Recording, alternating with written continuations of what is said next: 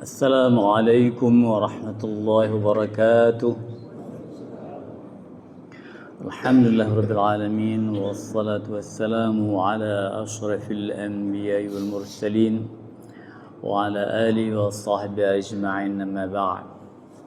Hadirin sidang jamaah salat maghrib yang dirahmati Allah, syukur alhamdulillah kita sudah dapat melewati bulan Ramadan dengan penuh berkah, dapat beramal ibadah sebaik-baiknya, dan insyaallah juga malam ini kita akan bertemu bersua dalam kajian tafsir Al-Quran yang sekian lama saya absen dan digantikan oleh Ustaz Malik.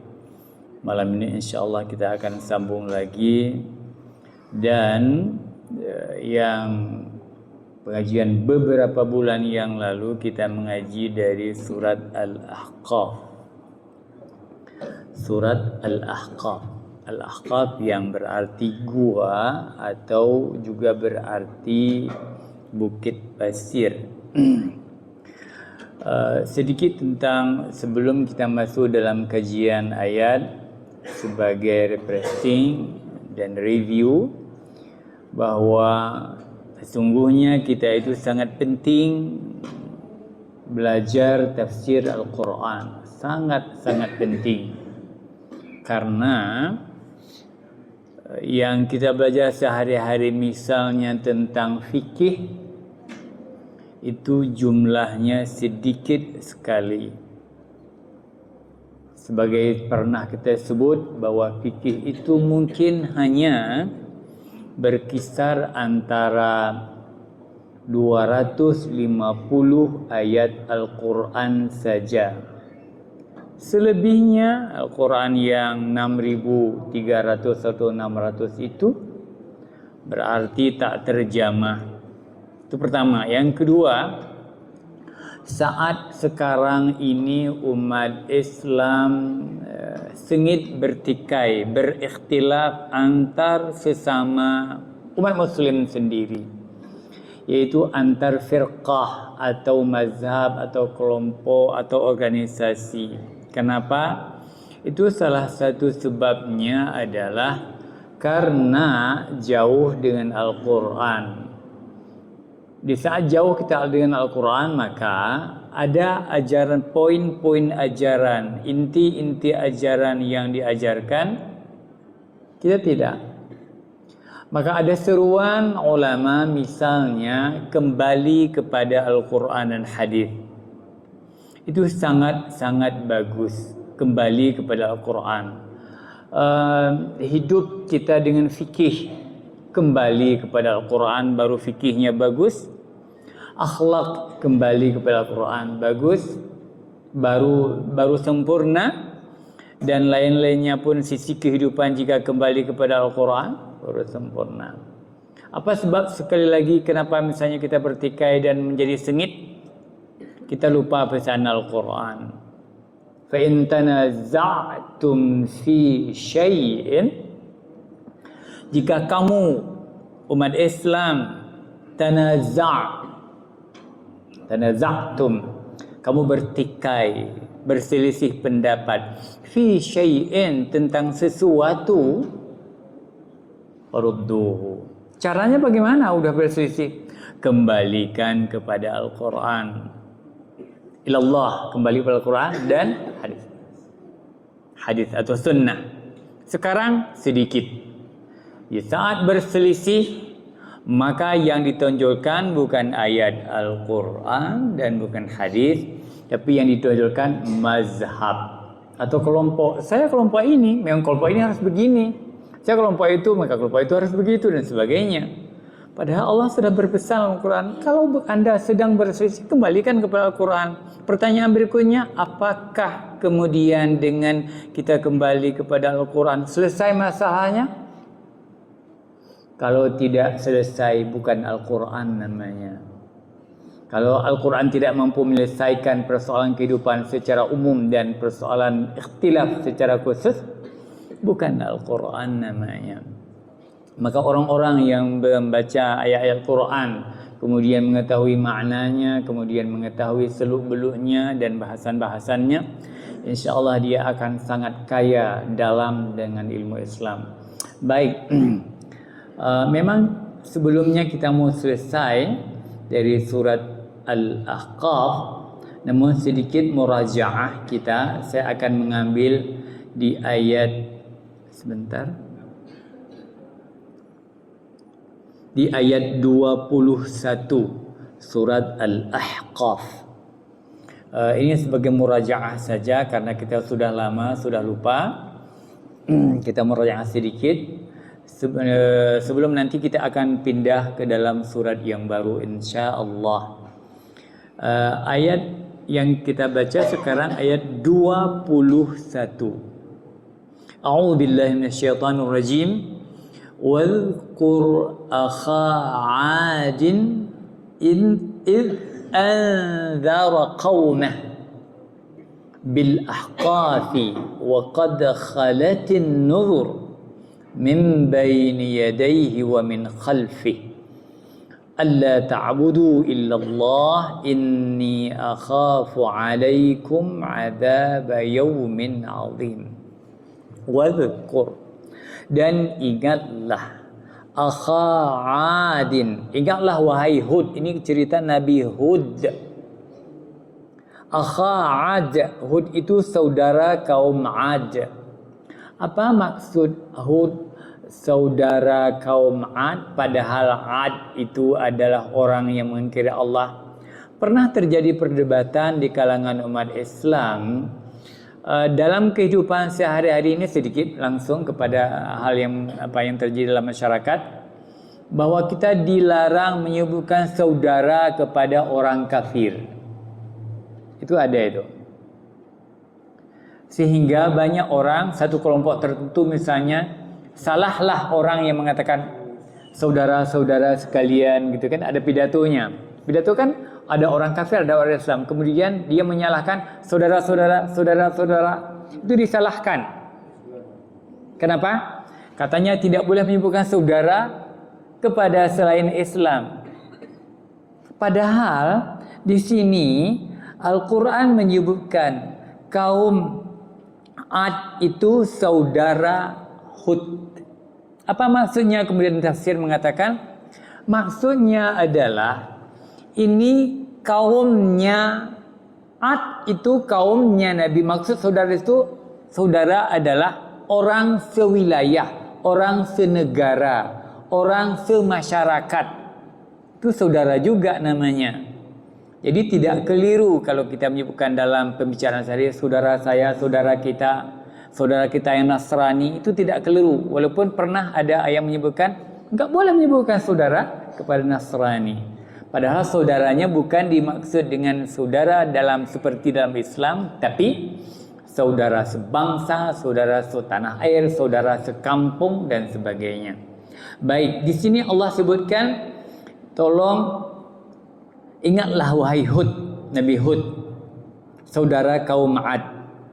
Apa yang harus diingat? Id anzara qaumah. Ketika Hud itu memberi keperingatan kepada kaumnya. Hud itu kaumnya kaum 'Ad. Satu lagi kaum Samud. Siapa nabinya? Saleh. Di mana kediamannya? Kaum 'Ad, Nabi Hud itu Yaman. Pas sekali orang Indonesia lagi sering-seringnya menyebut tentang Yaman. Katanya dari Yaman ada Habaib. Wallahu a'lam. Baik. Di Yaman. Kalau Hud, kalau kaum Samud, kaum Saleh, itu di sekitar Saudi. Baik. Qaumahu bil ahqafi, memperingati kaumnya di Al-Ahqaf. Ahqaf itu adalah kawasan tinggal kaum 'Ad. Di mana? Di Yaman. Ada yang mengatakan sebelah barat Hadramaut. Saya pun tidak tahu di mana kota Hadramaut itu. di Ahqaf. Ahqaf itu seperti kita katakan tadi, yaitu daerah bukit pasir yang ada gua-guanya. Wa qad khalatin nur, dan sungguh telah banyak di sana an-nuzur, pemberi peringatan. Berarti kawasan Yaman itu banyak yang memberi peringatan. Mungkin terdiri daripada nabi yang diwajibkan kita percaya, atau nabi yang bukan rasul yang tidak wajib kita percaya. Min baini yadayhi, sebelumnya, wa min khalfihi, dan sesudahnya, atau sesudahnya dan sebelumnya. Apa peringatan itu? Alla ta'budu illallah, supaya janganlah menyembah kepada selain Allah. Inni akhafu alaikum azab yaumin azim, sesungguhnya saya itu, kata Nabi Hud, akhafu, khawatir, takut terhadapmu, azab yaumin azim, akan datang azab yang sangat besar. Kenapa azab besar? Karena menyembah selain Allah.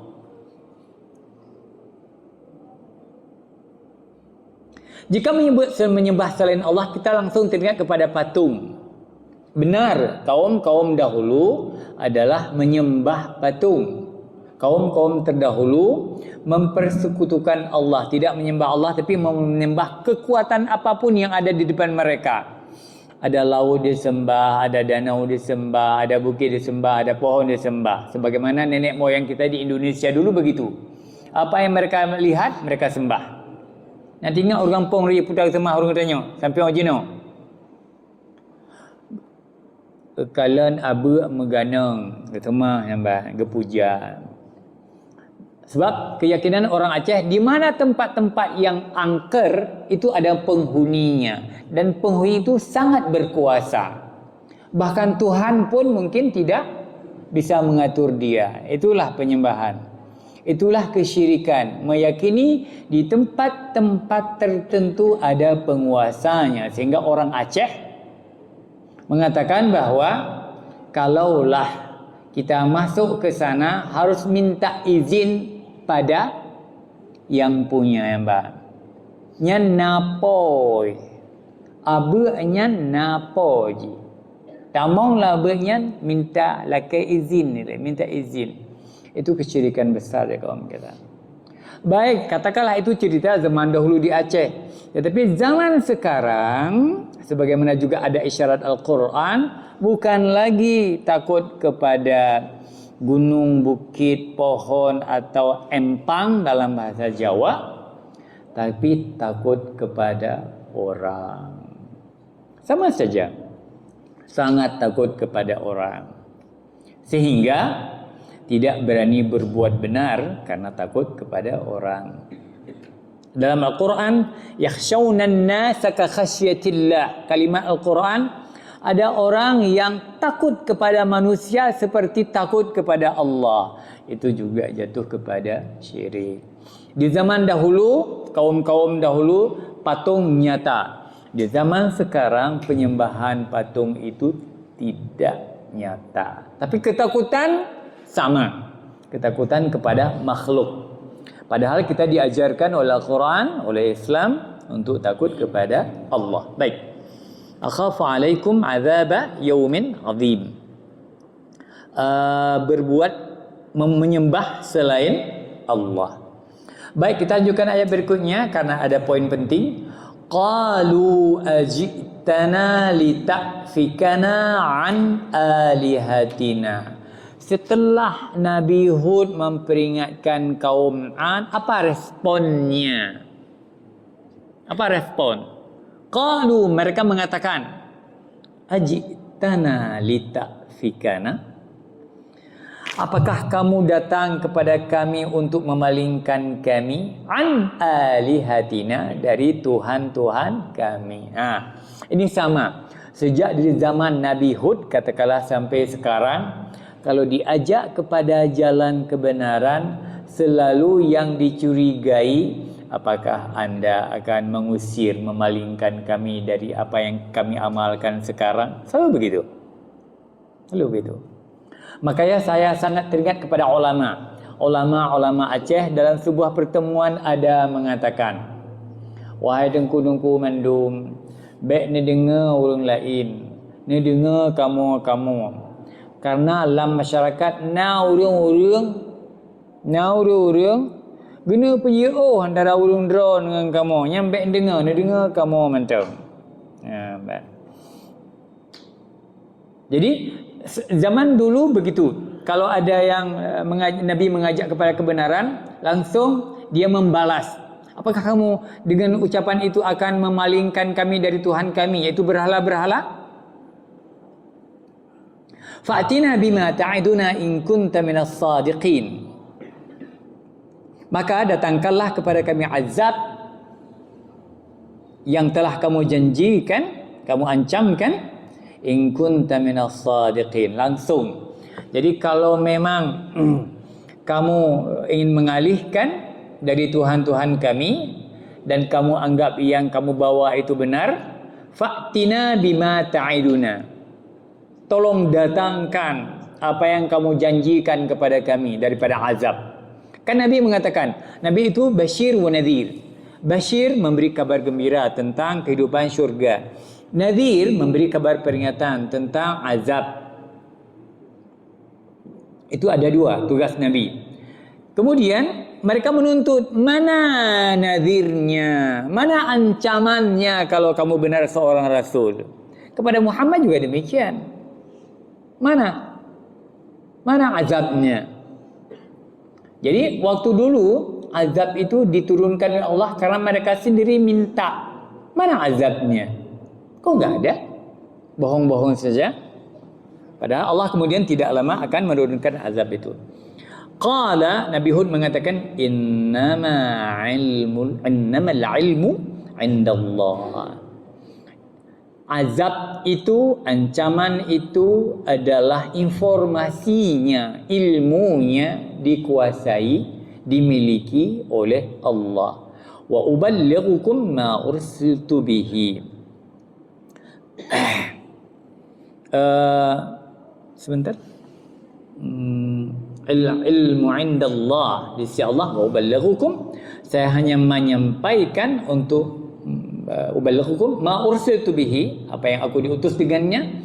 Walakinni arakum qauman tajhalun, saya melihat kaum Ad itu, kamu wahai kaum Ad, qauman, satu kaum, tajhalun, yang fikirannya itu bodoh, menyembah berhala. Jadi di saat dimintakan azab oleh orang-orang, maka Nabi menjawab, saya tidak tahu kapan azab itu datang. Tidak tahu. Karena ilmu tentang azab itu dikuasai oleh Allah Subhanahu wa taala. Hanya saja saya hanya saja aku melihat kamu, memandang kamu, melihat kamu. Arakum qauman tajhalun, adalah kaum-kaum yang bodoh. Masa Nabi Ibrahim pun telah mengatakan kepada kaum pada masa itu bodoh juga. Bodoh di mana? Menyembah patung, yang patung itu tidak bisa menyelamatkan diri di saat dirusak oleh Nabi Ibrahim. Sekarang di media-media, mohon maaf sedikit ke media, kita mungkin disibukkan dengan beberapa informasi media dengan adanya orang-orang kafir yang menciptakan AI, kecerdasan buatan, otak buatan. Di komputer itu, di HP itu ada otak pinter yang kita tanya semuanya dijawab. Kemudian dari pertanyaan-pertanyaan yang kita ajukan misalnya kepada AI atau ChatGPT, akan menjawab bahwa Islamlah yang paling benar. Masya Allah, menunjukkan kepada benarnya agama Islam. Kebodohan-kebodohan zaman sekarang sudah dibantu oleh AI, Artificial Intelligence, kecerdasan buatan. Sudah. Dibodohkan. Apa yang kemudian muncul dari ilmu yang diberikan oleh Allah itu? Bahwa orang Nasrani sekarang sedang bunuh diri. Seperti bunuh diri, seperti bumerang. Diciptakan teknologi untuk dapat mengkaji beberapa apapun termasuk agama. Maka sekarang yang menyerang orang Nasrani adalah buatan mereka sendiri. Coba kan, klik tanyakan sesuatu dengan mulut, tanyakan. Siapa yang agama yang paling benar di dunia ini? Dia akan menjawab Islam. Begitu. Pendeta pun sekarang kalah dengan mesin. Bahkan orang yang membuat itu sendiri kena diteror oleh ciptaannya, telah buatannya itu. Dia beragama Nasrani misalnya, dan mesin itu mengatakan bahwa agama Nasrani. Contoh kasus sedikit, mungkin Bapak sering baca. Yang menarik apa? Tentang Al-Quran misalnya. Dia bertanya, seorang artis Australia bertanya, DJ, apakah wahai mesin, bisakah kamu meniru menciptakan satu ayat Al-Quran? Apa yang dia jawab? Tidak bisa. Kenapa? Itu kalam Allah. Dia itu mukjizat. Dia itu telah dicoba sepanjang zaman dicoba oleh manusia, apapun kepintarannya tidak bisa ditiru. Baik. Kalau kamu tidak bisa meniru Al-Quran, apakah kamu bisa meniru Injil? Itu saya bisa. Itu saya bisa jawabnya. Itu kan ada artis Australia yang menanyakan itu. Si Lily J. Ini penting, walaupun ini di media sosial seperti ketawa-ketawa, tetapi kemudian bahwa ini benar-benar akhir zaman yang orang itu oleh manusia dia tidak bisa dikalahkan, katakanlah dia dikalahkan oleh ciptaannya sendiri. Ini bapak-bapak sekalian, ini sejarah memang demikian. Orang dikalahkan bukan oleh tenaga luar yang luar biasa, yang hebat sekali, yang menakjubkan. Orang akan dikalahkan. Ini benar-benar dikalahkan oleh diri sendiri. Saya ulang, apakah Fir'aun meninggalnya dikalahkan oleh kekuatan yang 10 kali lebih hebat daripada Fir'aun? Bukan. Fir'aun hanya minum beberapa teguk air asin, mati. Begitu. Abu Lahab demikian juga, dia bukan mati oleh orang yang lebih kuat 10 kali dari Abu Lahab. Abu Jahal juga demikian. Jadi di dunia ini demikian. Ini sekarang dikalahkan orang beriman dengan apa? Dengan mesin pintar yang disebut dengan AI, dan mengalahkan mereka semuanya.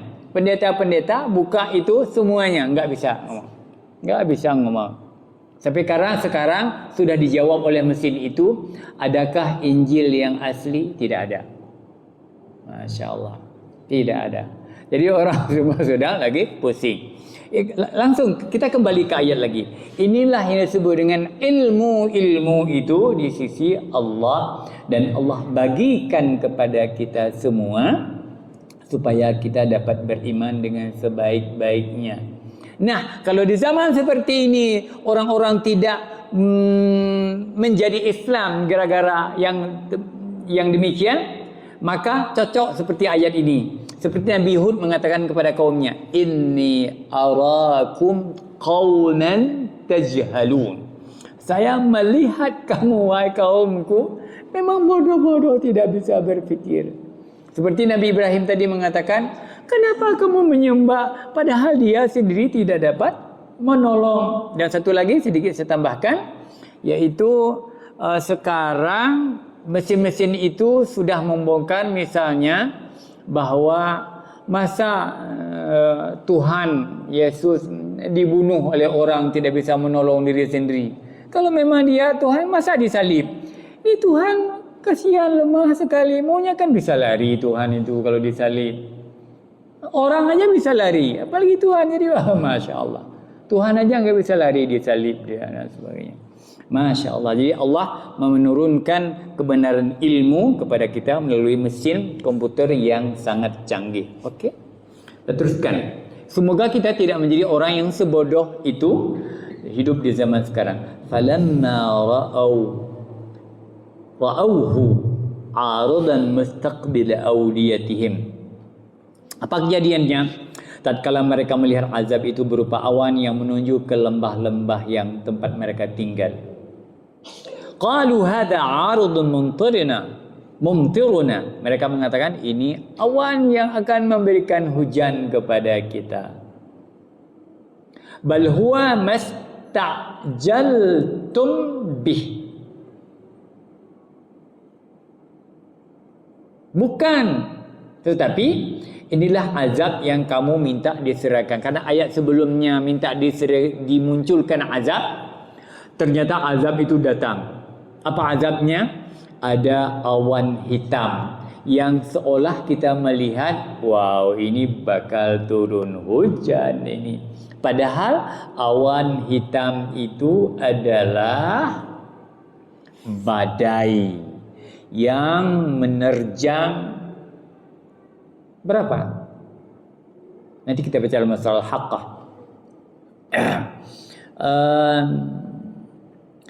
Rihun fiha azabun alim. Itu adalah angin kencang, badai, tornado yang merupakan azab yang sangat pedih. Di mana ayat itu? Di ayat yang lain yang pernah kita baca. Wa amma 'adun fa uhliku birihin sarsarin 'atiyah. Kaum 'Ad itu dibinasakan rih dengan tiupan angin yang sangat kencang lagi dingin. Sakharaha 'alaihim, Allah menurunkan bencana itu kepada mereka. Sab'a layali wa thamaniyata ayyam, 7 malam 8 hari. 7 malam 8 hari angin kayak es dingin berhembus. Apa jadinya? Kalau zaman sekarang bertiup seperti itu, berarti semua akan mengeras, membeku. Tidak ada manusia akan hidup. Angin yang dingin tidak Kenapa? Maksudnya apa sebab Allah menyebutkan ada angin yang bertiup yang sangat dingin? Kenapa enggak sangat dingin aja? Yang dingin saja orang bisa berlindung. Tapi kalau sudah berhembus, berputar, itu kedinginannya turun derajatnya. Karena es yang dibuat di daerah panas harus diputar, kemudian menjadi dingin. Semakin dingin semakin keras. Lilinian adalah yang diputar, digoncangkan supaya sangat dingin. 7 hari 7 malam. Ka'annahum sakhara alaihim sab'a layalin wa thamaniyata ayyam husuma fataral qauma fiha sarra. Maka kamu melihat kaum 'Ad itu sarra, sakarat semuanya, mati. Ka'annahum a'jazu nakhlin khawiyah. Mereka di tempat mereka duduk itu seperti tonggak kurma yang sudah ditebang, yang sudah lapuk.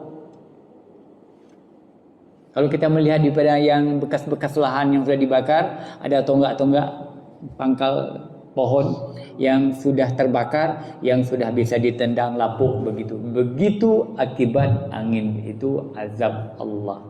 Banyakkah kesalahan? Kesalahan karena tidak menyembah Allah, menyembah selain Allah. Kenapa sekarang tidak ada? Umat Muhammad beda. Ada keistimewaan umat Muhammad. Apa istimewanya? Ya, saat umat akhir zaman berdosa, mereka tidak dihukum langsung, kecuali beberapa saja. Tidak dihukum langsung seperti kaum 'Ad, kaum Tsamud, kemudian Fir'aun, kemudian kaumnya Nabi Lut dan sebagainya. Tidak. Sekarang tidak lagi. Di zaman Nabi Muhammad tidak seperti itu. Dan kita bersyukur hidup seperti itu. Kalau masih berlaku hukum seperti agama nabi-nabi dulu, insya Allah kita sudah lebih duluan diazab oleh Allah Subhanahu wa taala dengan azab yang kita tidak tahu bentuknya, Seperti dalam Al-Quran, fayawma idzin la yu'adzibu 'adzabahu ahad. Ini selalu saya ulang ayatnya. Saya tulis sedikit. Fayawma idzin, walaupun ini hari kiamat ya. Fayawma idzin Yawma idzin, di hari kiamat itu, idzin la, tidak, yu'adzibu 'adzabahu, yu'adzibu 'adzabahu ahadun. Fayawma idzin, di hari kiamat nanti, la yu'adzibu 'adzabahu, tidak ada yang mampu mengazab seperti azabnya Allah. Ahad, seorang pun tidak mampu mengazab orang lain seperti azabnya Allah. Dahsyat sekali. Makanya Nabi mengatakan bahwasanya kalau kamu tahu tentang hari yang akan datang, hari kiamat itu, kamu akan sedikit sekali tertawa. Yang lebih banyak apa? Menangis. Kenapa? Ancamannya sangat besar. Karena azabnya sangat dahsyat dan kamu tidak mati-mati. Kalau seandainya diturunkan azab di dunia, enteng. Kenapa? Sekali hantam langsung mati. Di sana tidak mati-mati. Bayangkan dalam azab, dalam kesiksaan yang tidak mati-mati. Bagaimana? Maka kita di hari Jumat disuguhkan ayat oleh imam, thumma la yamutu fiha wa la yahya. Di hari kiamat itu la yamutu fiha, tidak hidup. La yamut, tidak mati. Wa la yahya, tidak hidup. Hidup tidak, mati tidak. Padahal dia hidup, ya. Tidak ada hidup yang senang dan tidak pula mati. Maka ini yang pesan-pesan seperti ini tidak ada dalam ilmu fikih. Kalau kita baca bab-bab fikih, enggak ada yang bisa menakutkan orang. Fikih hanya apa, bagaimana berpuasa, bagaimana salat, bagaimana wudu dan sebagainya. Baik. Rihum fiha 'adzabun alim. Tudammiru kulla syai'in bi amri rabbiha. Menghancurkan, meluluh lantakkan segala sesuatu bi amri rabbiha, dengan kekuasaan atau perintah Tuhan. Fa asbahu la yura illa masakinahum. Setelah angin kencang dingin berhembus, tidak ada yang terlihat kecuali puing tempat tinggal mereka, serpihan, bekas-bekas tempat tinggal mereka. Kadzalika najzil qaumal mujrimin. Demikianlah kami memberi ganjaran, balasan kepada kaum yang mujrim. Mujrim itu adalah pelaku dosa. Baik. Ayat-ayat seperti ini banyak dalam Al-Quran menceritakan umat terdahulu dan bagaimana Allah menghancurkan mereka karena kesombongan mereka.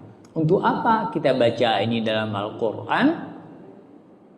Bagi orang awam, di saat membaca ayat seperti ini, maka dia tidak tahu apa-apa makna dan sebagainya, tapi dia mendapatkan 10 per huruf. Bagi kita yang tahu bagaimana? Allah melipat gandakan pahala. Begitu Al-Quran. Jangan seperti orang Indonesia, salah seorang yang sangat dikenal di Indonesia mengatakan, apa katanya? Sekarang tidak perlu lagi menghafal Al-Quran. Kenapa? Karena sekarang sudah zaman digital. Di mana-mana kita bisa buka Al-Quran. Dulu kalau Al-Quran tidak dihafal, Quran akan hilang. Sekarang tidak dihafal pun Quran tidak hilang. Ini ilmu orang. Dia pikir hafal Quran supaya Quran itu tidak hilang. Masya Allah. Padahal Al-Quran itu bukan seperti yang mereka katakan. Al-Quran bagi orang yang tidak bisa baca misalnya, tidak bisa menulis, orang awam, bodoh, tapi dia bisa baca Al-Quran, maka dia mendapatkan 10 per huruf. Tahu arti? Tidak. Makanya sudah ditegaskan oleh ulama-ulama Aceh yang mengatakan bahwa sesungguhnya tidak sangat penting menghafal Quran. Karena ulama-ulama Aceh yang mereka pentingkan adalah ilmu fikih saja. Karena mereka sangat menguasai ilmu fikih. Orang-orang ulama-ulama kita apa yang sangat alim? Fikih. Fiqh. Jadi di mana-mana ceramah tentang fiqh. Jarang tentang keimanan, jarang tentang akhlak, jarang tentang hal lainnya. Baik. Bapak Ibu sekalian, setiap ayat-ayat itu memberikan peringatan kepada kita supaya jangan seperti umat yang terdahulu. Sedikit lagi kita baca. Walaqad makkannahum fima immakkannahum fi. Dan kami kata Allah, makkannahum, telah memberikan posisi, telah memberikan kedudukan kepada mereka kaum 'Ad. Apa kelebihan kaum 'Ad? Katanya dalam sejarah bahwa 'Ad itu adalah kaum yang mahir mendirikan bangunan pencakar langit. Ya kan? Itu 'Ad itu. Bangunan-bangunan tinggi yang belum pernah ada di bumi, kaum 'Ad mampu.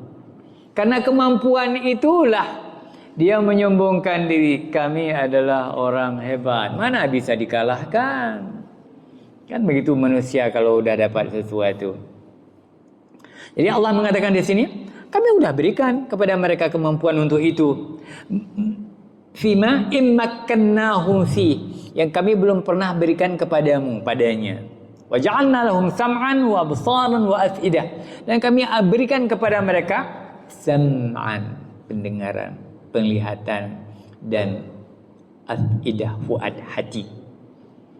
Itu setiap manusia ada diberikan pendengaran, penglihatan, dan hati nurani. Hanya saja mereka tidak memanfaatkan hati nurani tersebut. Fama aghna anhum sam'uhum wala absaruhum wala afidatuhum. Akan tetapi tak berguna. Di sini ini penting sekali. Kata Allah, mereka pintar, pendengaran, penglihatan, indranya pintar sekali, otaknya pintar sekali. Akan tetapi ma'aghna anhum, tidak berguna kepintaran itu. Sam'uhum, pendengaran mereka, absaruhum, pandangan mereka tentang dunia ini atau tentang teknologi pada masa itu, wala afidatuhum, dan hati-hati mereka itu min syai'in, sedikit pun tidak berguna. Idh kanu yajhaduna bi ayatillah, ketika mereka itu menentang ayat-ayat Allah. Wa haqa bihim ma kanu bi yastahzi'un, dan mereka akan diliputi oleh siksa dari memperolok-olokkan ajaran agama. Ini dia, bahwa Allah setiap masa itu selalu mengangkat derajat suatu kaum dengan memberikan sesuatu. Kita di sini, kita adalah penghujung zaman. Semua Allah, ini nampaknya semua kita yang memborongnya. Orang di akhir zaman memborong semua. Teknologi semuanya Allah berikan di zaman ini. Nabi Muhammad enggak ada. Padahal maunya Nabi Muhammad itu sangat capek menyebarkan Islam. Maunya adalah pesawat, adalah teknologi macam-macam, satelit begini begitu kan, alat-alat peperangan supaya Nabi bisa berperang dengan ke seluruh dunia. Tapi Allah tidak berikan kepada mereka. Kepada kita diberikan ilmu, teknologi, diberikan semuanya. Kita tidak bisa bermimpi misalnya, bagi kita orang yang tua-tua misalnya, lahir dulu nggak ada teknologi, nggak akan terbayang kita bisa menonton orang di layar kaca. Sekarang yang kita tonton di HP yang kecil itu, Masya Allah teknologi sudah mendekati ilmu setan. Kebenaran je? Karena setan lebih duluan menguasai. Sebelum manusia dengan jin kan lebih cepat teknologi jin Allah berikan. Karena dalam menggoda manusia sejak Nabi Adam sampai zaman sekarang, jin sudah menggodanya melalui teknologi. Teknologi apa? Bisa masuk dia ke dalam urat saraf kita dan mempengaruhi hati dan otak kita. Itu hebatnya. Kita baru sekarang kirim-kirim kan pesan-pesan singkat. Dulu kita baru sekarang. Jin baru sekarang juga bukan. Jin sudah sejak zaman sonanya mereka sudah mengirim-kirimkan pesan, kirim-kirimkan pesan dan sebagainya. WA yang SMS-nya awal jin yang adanya, adanya. Ya, kita baru sekarang diberikan oleh Allah Subhanahu wa. Baik, karena sudah kadut ya. Ya. Sedikit kesimpulan, ayat-ayat Al-Quran yang menyebutkan tentang orang-orang kafir yang membangkang Allah Subhanahu wa taala menjadi pelajaran bagi kita. Bahwa kita jangan sama sekali tidak boleh mempersekutukan Allah, menganggap besar sesuatu selain Allah. Jadi itulah nilainya syirik, nilainya dosa yang tidak diampuni oleh Allah Subhanahu wa taala. Mudah-mudahan kita mendapat semacam siraman dari ayat-ayat Al-Quran ini insyaallah. Subhanakallahumma bihamdik asyhadu an la ilaha illa anta astaghfiruka wa atubu ilaik. Assalamualaikum warahmatullahi wabarakatuh.